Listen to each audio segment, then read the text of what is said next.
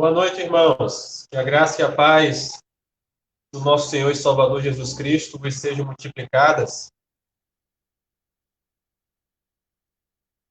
A gente já era para ter começado aí o nosso tempo de estudo bíblico, mas houveram problemas técnicos aqui e a gente não conseguiu começar no horário. Mas já já a gente inicia a nossa atividade. Vou pedir para que você vá chegando e vá dando aí o seu cumprimento, tá mostrando que está presente aí na transmissão. Estou vendo aqui que Maeli já chegou. Graça e paz, Deus abençoe. A irmã Wanda também já está conosco. A paz, Wanda. Seja bem-vinda. Em nome de Jesus. Vou tentar aqui fazer uma transmissão a dois dispositivos, né? Não foi possível fazer a transmissão aqui totalmente pelo PC. Então, eu vou estar com vocês aqui no celular. E pelo PC eu vou utilizar aqui apenas o material. A irmã Lene também já chegou aqui. Graça e paz, irmã Lene. Deus te abençoe. Seja bem-vinda em nome de Jesus.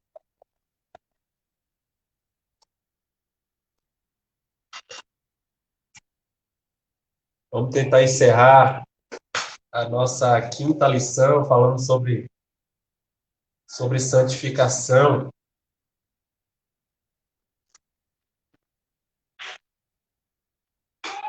Na última semana estivemos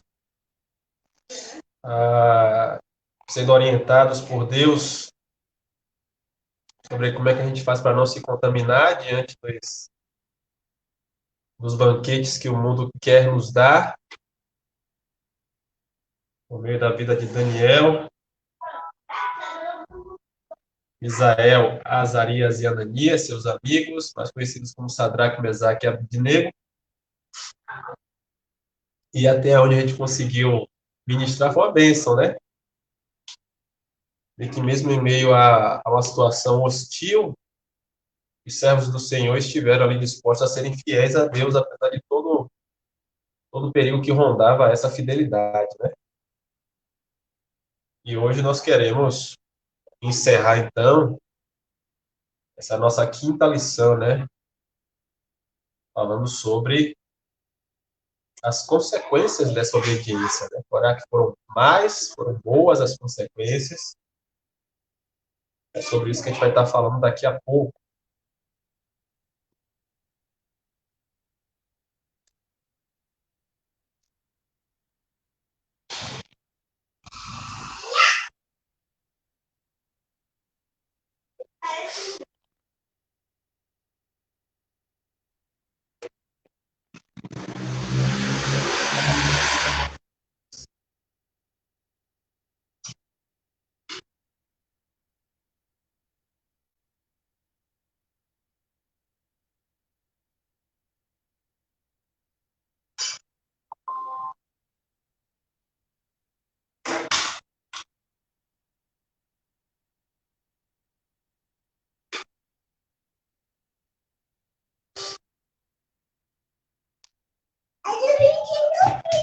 Oi, está chegando aqui para ver o pessoal? É ali, ó. Aí, ó. Lili quer fazer a apresentação aqui comigo.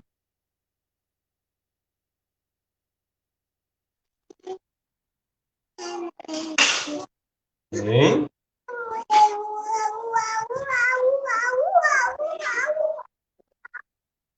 Pronto, você me deixa agora iniciar aqui a live. Pronto. Vai lá ficar com a mamãe. Daqui a pouco você vem. Vamos orar, irmãos, para a gente iniciar aqui esse nosso estudo bíblico. Pai, muito obrigado pela oportunidade que o Senhor nos concede de estarmos aqui reunidos nesse espaço para estar fazendo o melhor para o Senhor. Nós queremos ser instruídos pelo Senhor, que o Senhor possa nos ajudar a pôr em prática tudo aquilo que nós formos ouvir nessa noite. Não queremos ser meros ouvintes, mas ouvintes e praticantes da sua palavra. Fique à vontade a ministrar aquilo que o Senhor desejar. Dessa forma, nós choramos gratos, em nome de Jesus.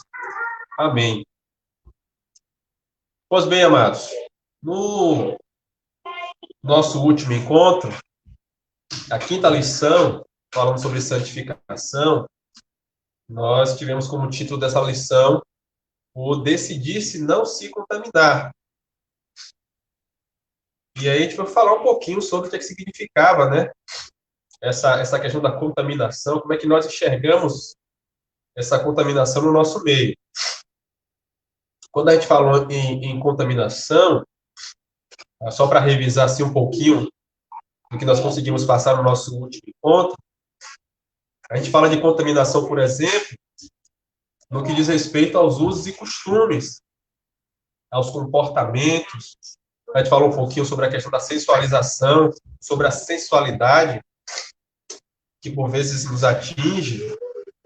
E aí as pessoas mesmo quando são chamadas a atenção, e dizem que o desejo delas é esse mesmo, se vestir de maneira sensual, para que os outros percebam, né, o quanto aquela pessoa ela é bonita, tem atributos, por vezes comportamentos que a gente até entende, de certa forma, né, que pessoas sem Deus possam cometer, mas pessoas que dizem que tem Deus no coração, como a prática de corrupção, a prática da cola, né, da pesca, vai depender da região onde a pessoa está, né, de estar pegando a informação do outro colega para poder fazer a sua prova, enfim.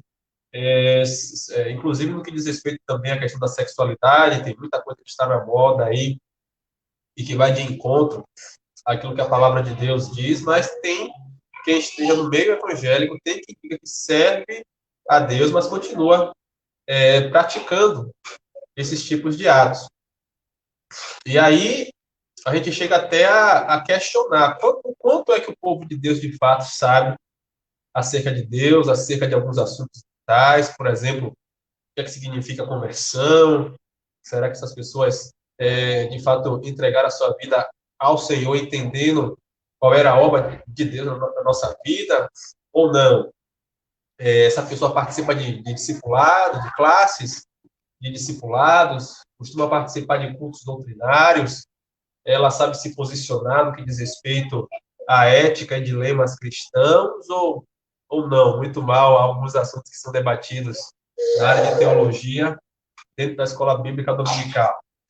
E aí nós começamos, então, a entender um pouquinho desse panorama, olhando para a vida de Daniel, né, e seus amigos, quando foram levados cativos para a Babilônia, e principalmente pegamos como texto base o texto de Daniel, no capítulo de número 1, do versículo de número 1 ao 21, para a gente começar a responder essas questões. Como é que, olhando para a vida de Daniel e seus amigos, nós que vivemos no século 21, nós podemos também tomar posicionamentos que, ao invés de ir contra a palavra de Deus, sejam favoráveis à palavra de Deus. Então, é sobre isso que nós vamos estar falando hoje. Só um instantinho, irmãos, por favor.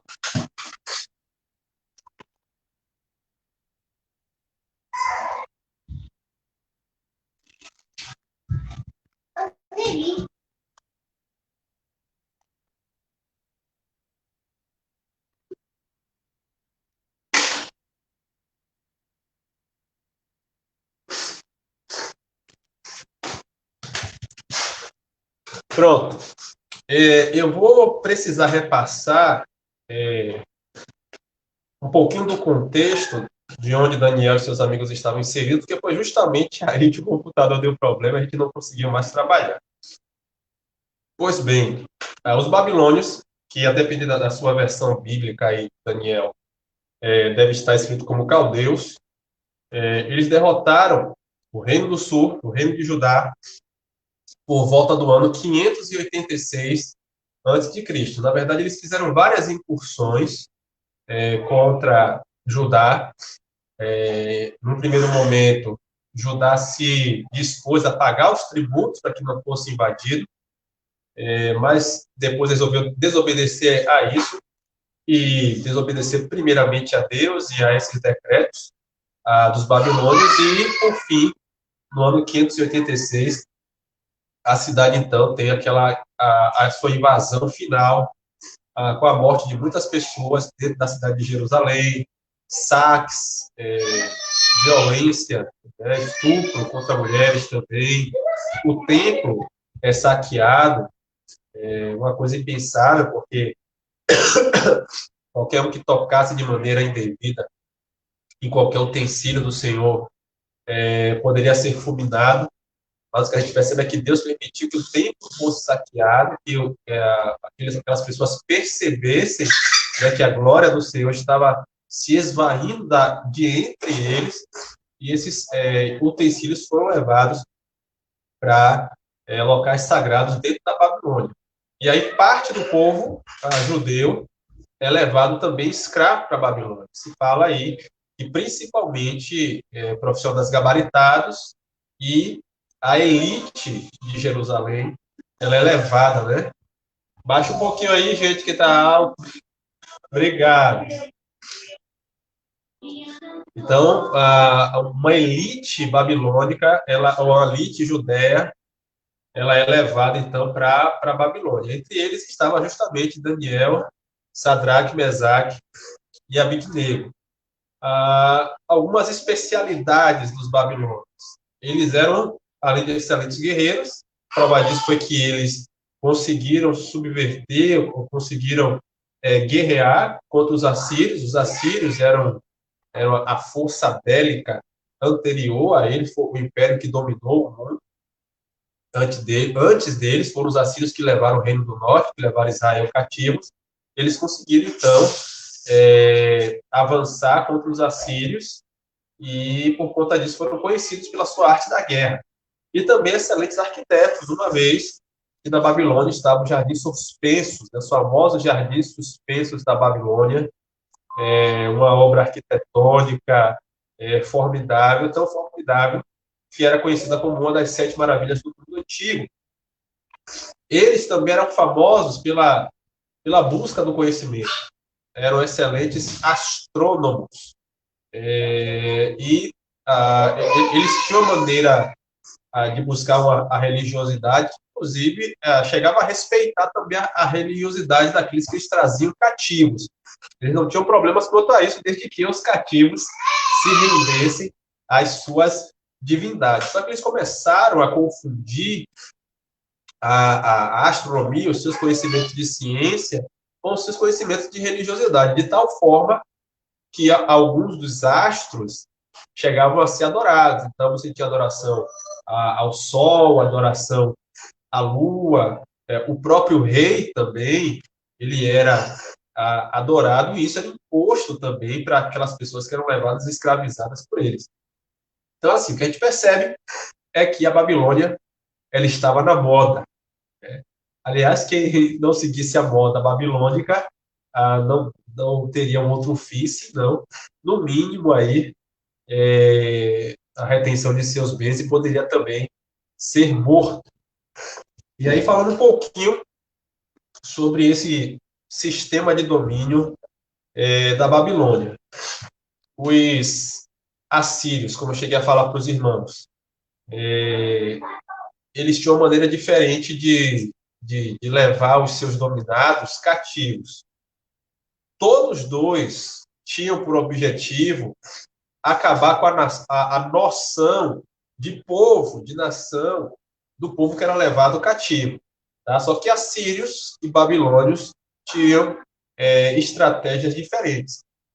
Os assírios, que levaram algumas dezenas de séculos, ou de dezenas de anos antes, os israelitas do Reino do Norte cativos, eles faziam o quê? Eles separavam as famílias. Ou seja, se ele se levantou contra o Egito, se levantou contra Israel, o que ele fazia? Ele fazia a questão de levar os vencidos para locais distantes e misturava os povos de tal forma que conseguia acabar com a religiosidade, com a noção de nação, e assim eles conseguiram, então, implantar esse pensamento de destruição e divisão de povo. Tá? Mas era uma coisa mais violenta, mais drástica. Os babilônios, ou os caldeus, eles não faziam isso. Não faziam isso no sentido de levar para longe. O objetivo era o mesmo de fazer, destruir a noção de povo, mas só que eles tinham outro sistema. Eles queriam fazer isso de maneira gradual. Então, o que eles faziam? Levavam os jovens mais inteligentes para a sua terra. Por isso que a gente vê aí os jovens Daniel, Sadraque, Mesaque e Abednego, como nós mesmos mais conhecemos. E a ideia era o quê? Fazer uma lavagem cerebral dos mais jovens, para que esses jovens, entendendo a sua cultura, entendendo a sua religiosidade, pudessem ser colaboradores da Babilônia e propagadores das suas ideologias. Então, a ideia era fazer com que os mais novos aprendessem as suas ideologias e depois replicassem essas suas ideologias com o próprio povo que foi levado cativo. Isso fazia com que o quê? O mesmo objetivo fosse alcançado. Você destrói a noção de religiosidade, de cultura, de nação do povo dominado, mas aos poucos, de maneira gradual e de maneira sistemática, não violenta, porque a violência poderia levar, né, a mais violência, poderia levar a revoltas, e essa era uma maneira mais tranquila de fazer essa lavagem cerebral.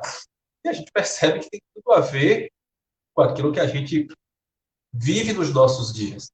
A gente percebe que cada vez mais o mundo, o sistema mundial, ele tenta subverter a ideia acerca de Deus, acerca de família, acerca da vida, desde a mais tenra idade. Uma série de materiais ou de ideologias começam a ser plantadas desde a infância, o mais cedo possível. Houve um tempo que essa plantação era feita apenas na universidade. Isso foi descendo, né, para o ensino médio, já chegou no ensino fundamental, porque a ideia é o quê? Você conseguir educar os mais jovens desde pequeninos, eles já vão crescer com essa ideologia e vão conseguir levar isso para frente. Então, esse assunto tem tudo a ver com o que nós estamos vivendo nos nossos dias. E a gente quer pegar justamente esse exemplo de Daniel e dos seus amigos para saber como é que nós podemos aplicar também aos nossos dias. E os babilônios, ou os caldeus, eles tinham um método de lavagem cerebral multidisciplinar. Tá? A gente pode ver isso. Vou passar o carro de som aqui.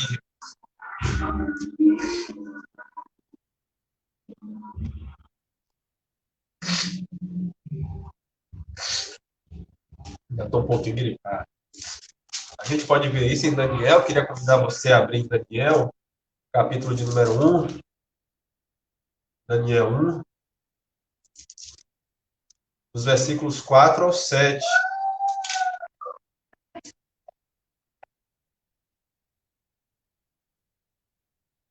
Daniel, capítulo de número 1, dos versos 4 ao 7.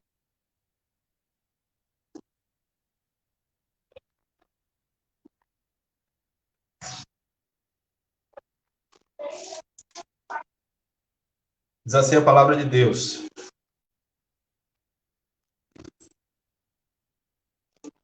Aqui está falando justamente sobre aquele processo que eu falei para os irmãos de, da Babilônia, levar a parte nobre, né, a parte mais inteligente, os jovens, para fazer parte do seu projeto de lavagem, né? Lavagem cerebral. Eram jovens em que não houvesse defeito algum, formosos de aparência, instruídos em toda a sabedoria e sábios em ciência e entendidos no conhecimento, e que tivessem habilidade para viver no palácio do rei a fim de que fossem ensinados nas letras e na língua dos caldeus. Então, são jovens, inteligentes, já são inteligentes, e vão ser instruídos ainda mais na corte do rei.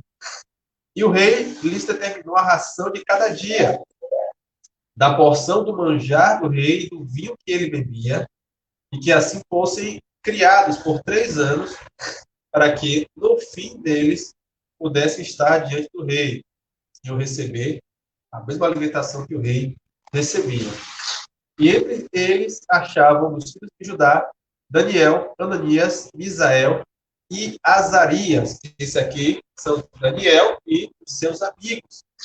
E o chefe dos eunucos lhes pôs outros nomes, a saber, a Daniel pôs o de Beltesazar, o nome babilônico, o nome caldeu de Daniel era Beltesazar, a Ananias de Sadraque, a Misael o de Mesaque e a Azarias o de Abidnego. A gente vai tentar aplicar o que foi que eles fizeram, qual foi o tipo de mudança que eles estavam propostos a fazer por meio de cada uma dessas características que foram citadas nesses versículos 4 ao 7, tá bom? Primeira coisa, eles tentavam mudar a cultura desses jovens. A gente tem que entender que a cultura judaica, na cultura judaica, a vida social, a vida comum, a vida cultural, estava muito ligada à religião.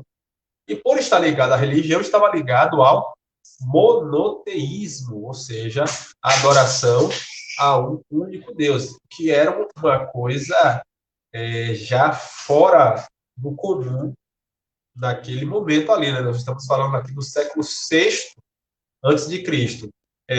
Na verdade, Judá sempre lutou contra a idolatria do seu povo. Não foram poucas as vezes em que o Senhor levantou profetas para falar sobre a infidelidade do povo. E quando fala da infidelidade, diz respeito justamente a esse hábito de querer adorar vários deuses. Mas, oficialmente, Judá, o povo de Deus, eles tinham um único Deus, o Deus Yahvé. Então, quando você mexe com a cultura, você está mexendo também com isso. A ideia é que os usos, os costumes, a sabedoria dos caldeus sendo levado aos judeus levariam à oficialização de um politeísmo, ou da adoração a vários deuses, e, claro, isso era uma prática contrária ao próprio Senhor, isso era uma afronta a Deus. Então, com essa mudança de cultura, o que é que os caldeus queriam dos judeus? Queriam que eles mudassem os seus valores, de valores bíblicos para valores não bíblicos. E é o que a gente percebe também nos nossos dias.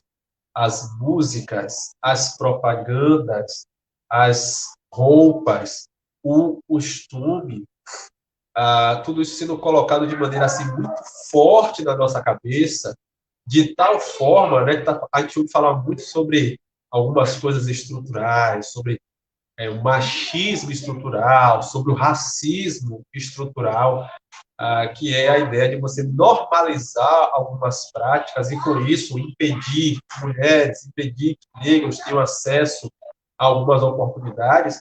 A ideia era justamente isso, era fazer uma mudança estrutural na cultura dos cativos, dos escravos, de tal forma que eles, com normalidade, rejeitassem a sua própria cultura e abraçassem a cultura babilônica. Então, uma das coisas que eles faziam era a questão da mudança da cultura. Eles queriam implantar o conhecimento e a sabedoria caldeia na cabeça dos cativos.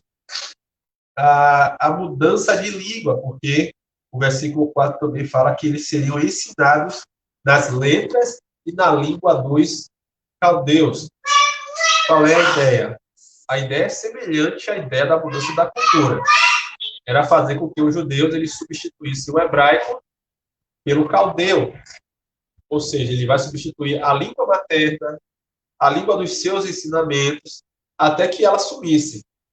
Eu não sei se os irmãos já tiveram a oportunidade de conversar com pessoas que passaram muito tempo fora do seu país. Por exemplo, um brasileiro que vai para a Inglaterra, um brasileiro que vai para a Espanha. E aí, por vezes, esse brasileiro ele vem passar as férias no Brasil. E aí, quando ele volta a passar férias, né, ou ele retorna nesse país estrangeiro, ele tem uma dificuldade de se expressar na sua língua, porque às vezes ele ficou 3, 4 ou mais anos só falando aquela segunda língua. E aí, quando ele volta, a gente até acha chato, né? A gente fica achando que ele tá de dentro, está querendo se amostrar, porque, por vezes, quando ele vai citar uma expressão, ele diz: como é que é mesmo? Como é mesmo o nome dessa fruta aqui? Como é mesmo essa expressão? E aí a gente acha que ele está de charme, mas não é.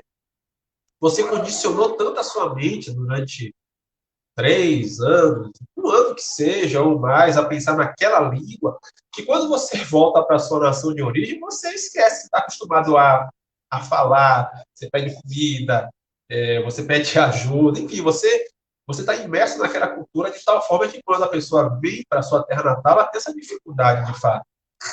Isso durante um ano, isso durante 5 anos, agora imagine quase 70 anos ouvindo, imerso na cultura, na literatura, na língua caldeia.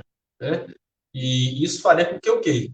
Faria com que a linguagem do respeito, a linguagem do perdão, a linguagem do amor a Deus, do amor ao próximo, que sempre for uma marca registrada dos escritos sagrados, seria mudada.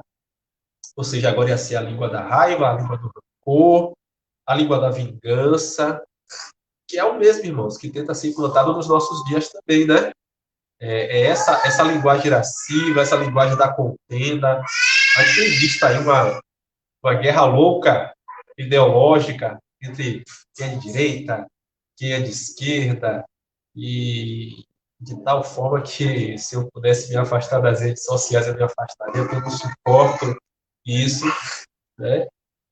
Mas não é só isso, a linguagem da violência também, né, ela é implantada nos filmes, a gente consegue ver nos telejornais, a linguagem da imoralidade, quer dizer, tudo isso, esse jeito de ser todo, seria implantado por meio dessa substituição da linguagem, que tem a ver também com a mudança da cultura. Mais uma vez, uma afronta contra o nosso único e verdadeiro Deus. Uma outra mudança que os caldeus eles queriam implantar era a mudança na alimentação. A gente vê no texto aqui, no versículo de número 5, que o rei determinou a esses jovens que eles se alimentassem da mesma comida e da mesma bebida do rei. Tá? O que estava em jogo aqui não era só uma questão de gosto, de paladar. Né?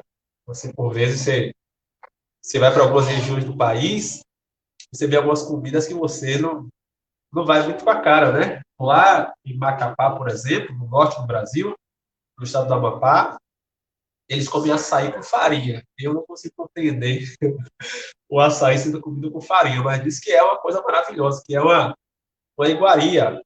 Quando as pessoas vêm aqui, vêm comer o nosso acarajé, por vezes alguns têm nojo, né, do bolinho. Né? Acho que é impensável você comer algo como um acarajé. Então, não era só uma questão de gosto daquilo que você estava vendo. Primeiro, era algo ligado com a saúde. Os caldeus eles tinham acesso a alguns animais, comiam alguns animais que os judeus eles não se alimentavam dele. E a gente sabe hoje que alguns animais, de fato, carregam doenças terríveis, que está vendo aí com essa pandemia que está acontecendo ao nosso redor, que teria vindo, por exemplo, de morcegos, né, do consumo de morcegos. Esse vírus acabou mudando, né, evoluindo para ter contato com o ser humano e acabou causando tudo isso que está ao nosso redor. Então, tinha a ver com saúde, algumas restrições que o povo de Deus tinha, mas também com a religião. Por exemplo, para o judeu, é impensável ele se alimentar de qualquer coisa de porco. Né? Por quê? Aí tem uma ligação, né, do porco que vive na sujeira, que vive na lama, com o pecado. Então, há uma didática de ensino por meio daquilo que o povo pode ou não pode comer. E isso, mais uma vez, tem a ver com a fidelidade ao Senhor. Se você ensina que comer determinado tipo de alimentos que a Bíblia condena, né, que a palavra condenava, então, não é errado, você também está mexendo na religiosidade do povo. Então, ele vai relativizar o que é e o que não é pecado. Tudo a ver com os nossos dias, né? Alguns dizem que o pecado está no olho de quem vê. A vida é minha, eu faço da minha vida o que eu quiser. Não existe pecado. Pecado é uma instituição, é uma constituição religiosa. Eu não sou religioso, portanto, né? Ou eu tenho o meu lado religioso, mas independente de uma instituição, então eu sirvo e sigo a Deus do jeito que eu quiser. Então, essa assimilação dessa nova alimentação faria com que Daniel, seus amigos, os judeus que estavam sendo levados a se alimentar daquela forma, eles também relativizassem a sua fidelidade a Deus. A gente vê também um outro ponto que está descrito no versículo número 7, que era a mudança de nomes. Quando a gente escolhe um nome, acho que essa preocupação é muito grande, inclusive nos nossos dias, a gente quer saber o que é que significa esse nome, né? Para não colocar um nome qualquer. Nós, por exemplo, eu e o Andy, a gente sonhava, quando a gente começou a sonhar em ter uma criança, a gente pensava, se for menina, vai ser Táfnis. Inclusive, Táfnis é o nome de uma personagem bíblica. Só que a gente foi ver que o significado de Táfnis é inclemente. Então, apesar de ser um nome que aos ouvidos soa bonito, Táfnis, lembra Daphne, né? Era um nome que não tinha um bom significado. Então, a gente abortou a ideia, né? E aí, para as nossas filhas, a gente colocou nomes, né, que, de alguma forma, expressassem formosura, beleza, sabedoria, como é o caso, por exemplo, o nome de Sofia. De Alice me passou aqui, mas eu sei que é uma coisa bonita também, tá? Então, os judeus, eles tinham esse costume de colocar o nome dos seus filhos, normalmente em louvor a Deus, né, em louvor a algum atributo de Deus, ou de acordo com algum fato ao nascimento. Então, por exemplo, o nome de Daniel, Daniel significa Deus é o meu juiz. E aí, quando ele vai para a Babilônia, as penais, ele muda, né, o nome de Daniel para o nome caldeu Beltesazar. Beltesazar quer dizer príncipe de Bel, né, o servo de Bel, que é uma das divindades caldeias. De Misael, Misael quer dizer quem é como Deus, ele muda para Mesaque. Mesaque é quem é como Aco. Aco é o nome da lua, né? Ou da deusa lua. Então, uma expressão de louvor a uma divindade caldeia. De Ananias, que significa Jeová é misericordioso, para Sadraque. Sadraque, que quer dizer amigo do rei. Não teria problema, a não ser que o rei era tido como uma divindade dentro do panteão de deuses caldeus. E de Azarias, Azarias quer dizer Jeová é meu socorro, ele muda para Abidnego, que quer dizer servo de Nego, Nego também mais uma das divindades do panteão de deuses caldeus. Isso seria algo semelhante a mudar nossa essência, tá? Uma das coisas que eu digo para os irmãos é que nós não somos profissionais disfarçados de crentes. Nós somos crentes disfarçados de profissionais. Então, eu não sou um professor disfarçado de crente. Eu sou um crente disfarçado de professor. E com o mesmo disfarce de professor, eu tenho acesso a outros professores, tenho acesso a alunos, e ali, de alguma forma, eu vou testemunhar acerca do nome do Senhor e vou levar a palavra adiante. Eu não sou um artesão disfarçado de crente. Eu sou um crente disfarçado de artesão, para que eu consiga chegar a outros artesãos e levar a palavra. O nosso primeiro nome é crente. crente Diógenes, né? Crente Wade, crente Áurea, crente Wanda. Ao substituir os nomes, é como se nós estivéssemos substituído por divindades, outras divindades. É como se nós estivéssemos dizendo assim, olha, eu não sou cristão em primeiro lugar, eu não sou um servo de Deus, né? Porque a palavra cristão quer dizer pequenos cristos. A ideia de que eu seja tão parecido com Jesus que eu posso ser chamado de cristão, né? Bem parecido, cópia de Cristo. Mas não, ser parecido mais com o mundo, ser parecido mais com aquela ideologia A, com a ideologia B. Então a ideia é mudar de fato a nossa essência. E era isso que os caldeus queriam fazer com os judeus. E aí nós temos aqui quais foram os métodos, né, qual foi a reação deles em relação a isso. No capítulo de número 1, no versículo de número 8, quando algumas dessas propostas foram feitas, Daniel, ele resolveu, né? Daniel aceitou no seu coração não se contaminar com a porção do manjar do rei, nem com o vinho que ele bebia. Ou seja, ele resolveu firmemente não se contaminar. Os caldeus eles não estavam ofertando o pior. Eles estavam ofertando boas iguarias. Né? Mas por que é que Daniel e seus amigos eles rejeitaram? Será que era porque eles não tinham bom gosto? Eles eram loucos? Eles estavam com o paladar afetado? Será que nós, no lugar de Daniel e dos seus amigos, teríamos o mesmo posicionamento que eles? Ou a gente ia aprovar daquele manjar que estava sendo proposto pelo rei? Aqueles 4 jovens, eles fizeram um propósito com Deus. Eles disseram que iam zelar pelo Senhor, iam zelar pela lei do Senhor. Vale a pena dizer, irmãos, que a gente está falando de jovens que estavam sendo levados cativos numa época de derrocada espiritual de Judá. Não foi no auge, tá?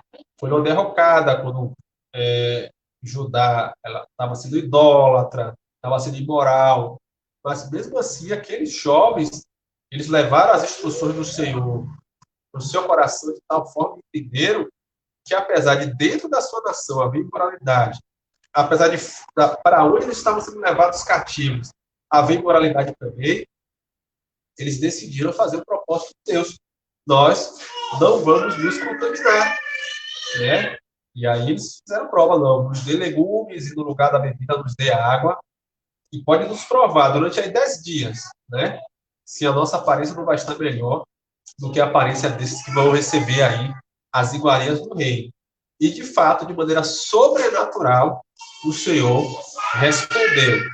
Não somente com a aparência melhor, como também com uma inteligência maior, porque eles foram achados 10 vezes com inteligência, 10 vezes superior a de qualquer outro instruído, de qualquer outro sábio dentro da Babilônia. E a Daniel, Deus ainda deu o dom de saber desvendar sonhos, né? Ter o dom ali da revelação. Isso vai mostrar o que para a gente, irmãos? Mostra que nós devemos agir também como Daniel, com firmeza, com criatividade, crendo que o Senhor ele vai nos dar força para que a gente possa fugir do pecado. Então, a gente é cercado por pessoas que não conhecem a Deus. Pessoas que, por vezes, imorais, são, assim, gente boa, né? Amigas, estão ali junto, lhe apoiam, mas são pessoas que têm um comportamento diferente do nosso. Por vezes quer levar a gente para o mesmo meio, e aí começa a falar na nossa cabeça. Não tem nada demais, deixe de ser Caxias, isso não vai fazer com que você deixe a sua fé, eu também sou religioso. Por vezes vai dizer até isso, né? Eu também vou para a igreja, eu também tenho Deus no coração, então não tem problema nenhum você participar dessa farra, né, continuar seguindo o nosso Deus, mas, assim como Daniel, Ananias, Misael e Azarias, que você possa decidir também firmemente não se contaminar com os banquetes que o mundo dá. Ok? Vamos ver aqui mais um pouquinho. Vamos lembrar que Deus, ele honra a quem é fiel. Então, só para não ficar pelas minhas palavras, dentro daquilo que eu falei, eu queria convidar você a ler Daniel, capítulo de número 1, a partir do versículo de número 17, tá? Daniel, capítulo 1, a partir do versículo de número 17. E aí a palavra de Deus ela vai dizer o seguinte: ora, a esses 4 jovens, Deus deu conhecimento e a inteligência em todas as letras e sabedoria. Mas a Daniel deu entendimento em toda a visão e sonhos, que diz respeito a justamente, né, a maneira sobrenatural como Deus agiu, né, e recompensou a fidelidade daqueles jovens. Ao fim dos dias em que o rei tinha dito que os trouxessem, o chefe dos eunucos os trouxe diante de Nabucodonosor. E o rei falou com eles. E entre todos eles não foram achados outros tais como Daniel, Ananias, Misael e Azarias. Por isso permaneceram diante do rei. E em toda a matéria de sabedoria, de inteligência, sobre o que o rei lhes fez perguntas, os achou 10 vezes mais doutos, mais inteligentes do que todos os magos ou astrólogos que havia em todo o seu reino. Então, como os babilônios eles estavam atrás de conhecer, ou de ter conhecimento, o que foi que o Senhor fez? Dotou a Daniel e a seus amigos de um conhecimento, de uma sabedoria 10 vezes maior do que todos os magos, astrólogos, do que todos os doutores da região. Então, eles desfrutaram da proteção de Deus por conta da obediência que tinham a ele. E não foi a única vez que isso aconteceu. Vale a pena, não dá para a gente fazer a leitura agora, mas se você pode anotar aí para ler Daniel, capítulo 3, do versículo 1 ao 27, tá? Em Daniel 3, do 1 ao 27, nós temos ali o episódio de Ananias, Azarias e Misael, né? Sadraque, Mesaque e Abednego, não se dobrando diante de uma estátua, uma grande estátua do rei Nabucodonosor, o que lhes valeu a condenação de serem levados à fornalha ardente, uma fornalha que foi acesa com calor 6 vezes superior ao que era comum, de tal forma que os soldados, os fortes soldados que foram chamados para jogarem os 3 na fornalha foram mortos, mas os 3 jovens que não se dobraram diante daquela estátua para render adoração saíram intactos, porque o 4º homem na fornalha, a gente entende que foi a presença ali do Senhor Jesus, permitiu que eles pudessem sobreviver a tudo aquilo ali. E Daniel capítulo 6, Daniel 6, do versículo de número 1 ao versículo de número 22, nós temos ali o episódio de Daniel sendo jogado na cova dos leões. Aqui já não é mais Nabucodonosor, aqui é o rei Dario.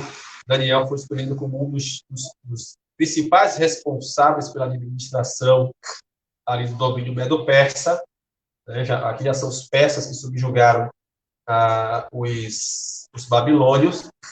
E aí foi tramado contra Daniel, porque Daniel tinha o hábito de orar ao Senhor 3 vezes ao dia. E aí tramaram para que o rei Dario fizesse um decreto meio doido, para que qualquer tipo de pedido fosse feito somente a ele. E aí acharam Daniel continuando a fazer seus pedidos a Deus, pressionaram Dario, você não pode ir contra o decreto seu. Ele foi obrigado a mandar Daniel para a cova, né? Jogaram uma cova, vedaram ali aquela cova com o próprio rei, selou, né, para que ninguém pudesse abrir. O rei jejuou, né, durante a noite, não conseguiu dormir, não conseguiu comer, não quis comer, na verdade. E de manhã cedo, quando ele foi triste para a cova, achando que só ia encontrar os restos de Daniel, encontra o próprio Daniel lá, e Deus havia fechado a boca dos leões. Né, e aqueles que tramaram contra Daniel foram jogados, eles e suas famílias foram jogados na cova. Então, a gente percebe aí a proteção de Deus e a fidelidade do Senhor diante da nossa fidelidade a Ele. Ele quer nos guardar, Ele quer nos proteger, Ele quer nos dar os livramentos diante das tentações que vierem a nós. Agora a gente precisa se aproximar dele. Nós falamos disso em lições passadas. Quanto mais nós nos aproximamos do Senhor, mais Ele se dá a conhecer. Nós queremos conhecer a Deus ou nós não queremos conhecer a Deus? Nós queremos ter intimidade com Deus ou queremos ter intimidade com o pecado, ter intimidade com a nossa carne, ter intimidade com os conhecimentos do mundo? É tentador, né? Aquilo que o mundo tenta lhe dar, por vezes de maneira gratuita, para que você se afaste de Deus. A gente tem que ter entendimento da parte do Senhor. A gente falou no domingo sobre isso, sobre a sabedoria que nós precisamos pedir a Deus para poder passar pelos momentos de provação, de tentação que vem contra as nossas vidas. Nós não podemos ter o ânimo dobro, com a alma dividida entre a fé e entre o mundo. Nós precisamos buscar a Deus com fidelidade, sabendo que aqueles que são fiéis a Ele, Ele ministra as suas promessas, ministra as suas bênçãos, nos dá força. É o que mais estamos precisando, irmãos, nesses dias difíceis que nós temos vivido. Então, tal qual Daniel, Ananias, Misael e Azarias, nós possamos ser fiéis a Deus em todo o tempo. Há uma frase que está descrita no livro que nós estamos estudando, que diz o seguinte: acredite, o mesmo Deus que honrou a fidelidade de Daniel e de seus amigos, honrará a nossa nos tempos atuais. Esses acontecimentos estão aí para nos dar exemplos de como Deus ele pode ser fiel a nós, mesmo nós estando aqui nesse século XXI. Afinal, o nosso Deus, ele não muda jamais. E aí eu quero ler um texto de 1 Pedro, primeira carta de Pedro, capítulo de número 4.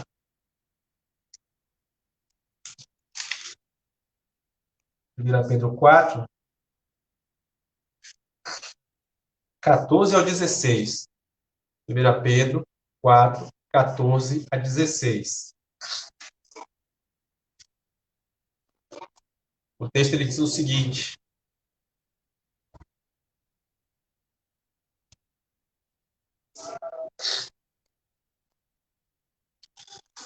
se pelo nome de Cristo sois vituperados, bem-aventurados sois, porque sobre vós repousa o Espírito da glória de Deus.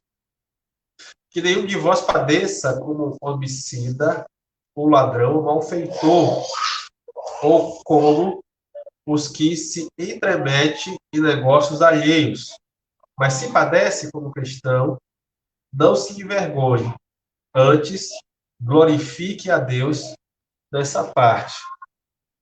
Então, irmãos, que o Senhor possa nos guardar da tribulação, da prova, do sofrimento, mas se a gente vier a sofrer, que a gente não sofra pelo erro, que a gente não sofra pelo pecado, que a gente não sofra pelo engano, pela incredulidade, nós possamos sofrer por amor a Cristo Jesus. E se isso acontecer, nós seremos achados fiéis, com certeza vamos ganhar recompensa da parte dele. Amém? Caso você tenha dúvida sobre esses ensinamentos que nós ministramos hoje, não se esqueça, comenta no grupo do WhatsApp, fala com a gente, dá um feedback aí para que você possa informar para mim como é que está a ministração. Pastor, não entendi, o pastor está muito rápido, gostei, não gostei. Enfim, a gente está tentando se adaptar a esse momento. A gente não sabe quanto tempo vai durar. Estamos orando ao Senhor para que seja breve. Está tudo debaixo das mãos dele. Então, a gente precisa desse feedback para que a gente possa aprimorar da melhor forma possível. Tá bom? Então, qualquer dúvida, qualquer sugestão, qualquer elogio, né, você pode estar fazendo isso no nosso grupo do WhatsApp. Quero lembrar para você que na sexta-feira nós temos o nosso grupo de oração, também de maneira eletrônica. É um grupo de oração fechado. E aí, caso você queira fazer parte conosco, não se esqueça de entrar em contato, a gente mande o link e assim você possa participar desse grupo, tá bom? Toda sexta-feira, às 19h30, é esse nosso grupo, tá? Mesmo horário que nós estamos aqui na rede na quarta-feira, só que na sexta, às 19h30, não participe. Vamos estar orando. E no domingo, às 19 horas, nós estaremos aqui no nosso culto de celebração. Caso você deseje, né, participar conosco, fala também. A gente pode providenciar aqui alguns links. Há essa possibilidade, né, por meio dessa tarefa, dessa ferramenta, e você estar na sua casa e participar também com a gente. Então, caso você possa, caso você queira, manda aí o seu contato para a gente, tentar fazer alguns testes de conexão, e a ideia é que você possa participar também com a gente desse culto de celebração. Tá bom? Vamos estar orando, e eu queria que nas nossas orações vocês lembrassem de uma moça chamada Dani. Dani, ela é esposa de um pastor amigo chamado Jerônimo, é pastor de uma igreja congregacional da Aliança de Igrejas, lá em Recife, no bairro do Ibura, e ela está se submetendo a uma cirurgia para retirada de câncer de pele. Está sendo feita essa cirurgia agora à noite. Vamos orar para que tudo venha a dar certo e que, no nome de Jesus, ela possa dar o testemunho e fazer essa vitória diante do Senhor. Vamos orar? Pai, muito obrigado pela oportunidade que o Senhor nos concede de estarmos aqui ouvindo a sua palavra e ouvindo sobre esse tema que é tão atual, da santidade.